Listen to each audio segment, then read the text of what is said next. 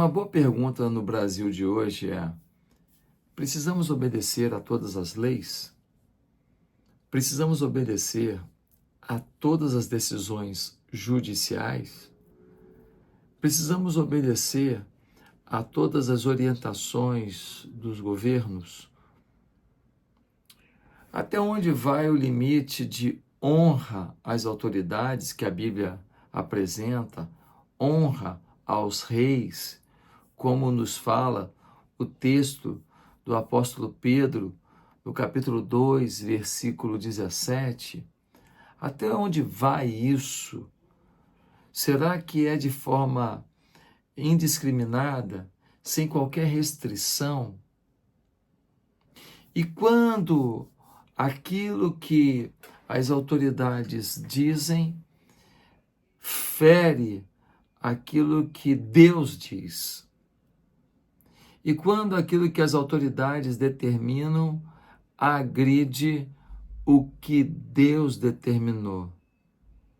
Ainda assim, precisamos ser submissos e obedecer de forma completamente simples, simplória e frágil a isso que nos é imposto?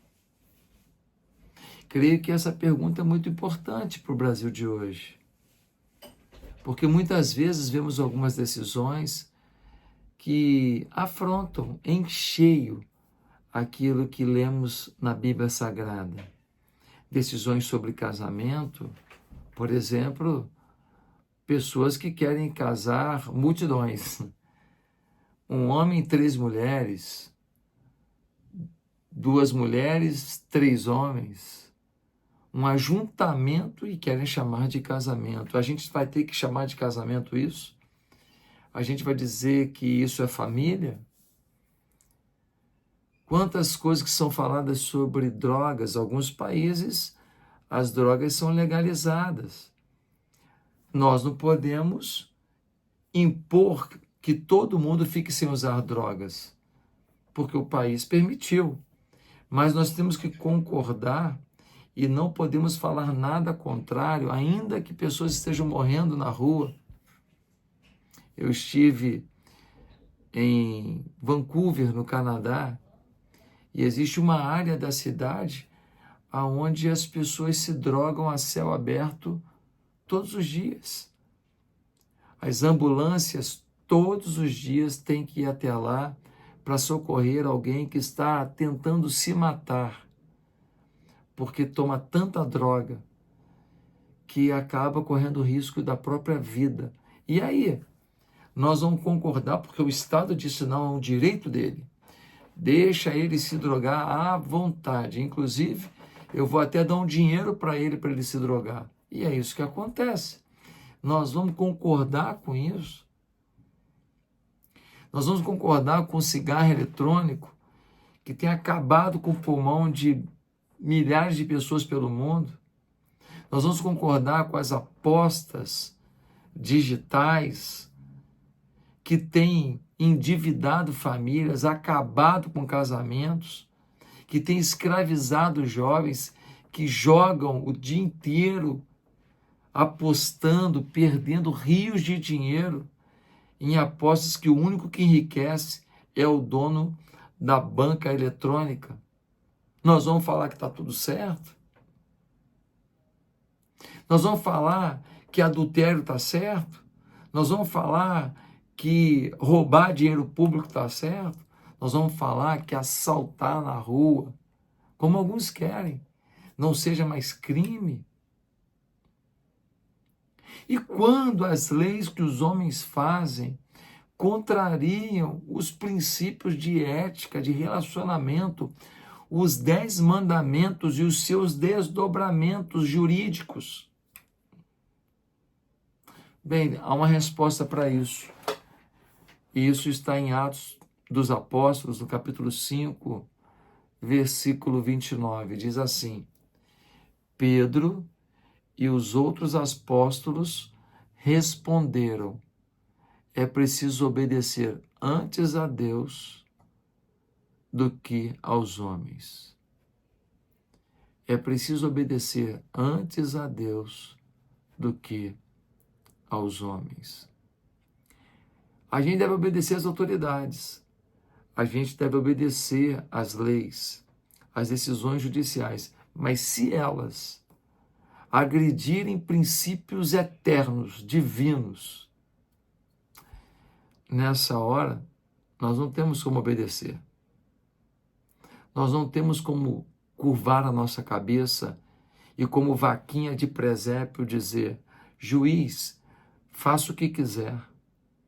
Corte, faça o que quiser. Políticos, façam o que quiser, ainda que o povo que a gente ama, o povo pelo qual Jesus morreu na cruz, vá sofrer muito mais por causa de vocês. Nós vamos acatar e aplaudir vocês. Vocês são agora a voz de Deus. Nada disso. E a minha pergunta para você é: você tem obedecido a princípios, valores e coisas que a lei brasileira define, ainda que elas contrariem a palavra de Deus? A loteria é liberada, mas é um jogo de azar. Para você ganhar, todos têm que perder. Porque se todo mundo ganhar, ninguém ganha nada. Porque o imposto será tirado e vai sobrar quase nada para todo mundo.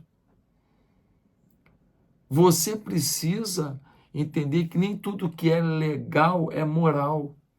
E nem tudo que é legal é aprovado pela palavra de Deus. E nós temos um caminho.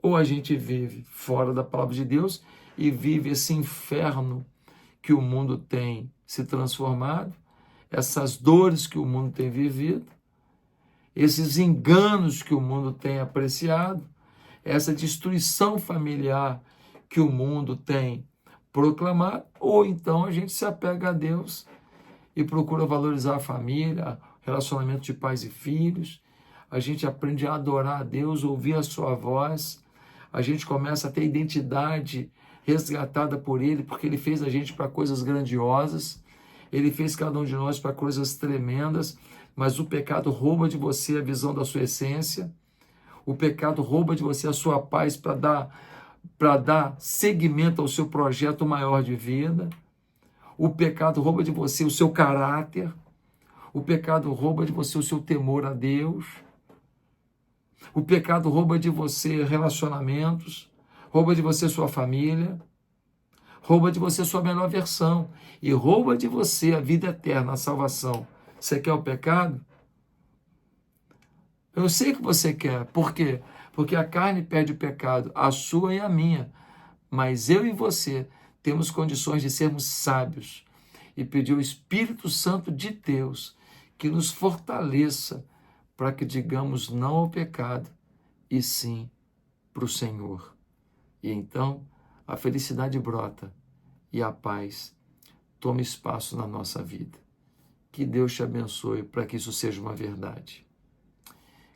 Copie o link desse vídeo, manda para os seus amigos, se inscreva aí no meu canal e toque no sino para todo dia ser lembrado que tem um vídeo novo. Que Deus te abençoe. Até amanhã.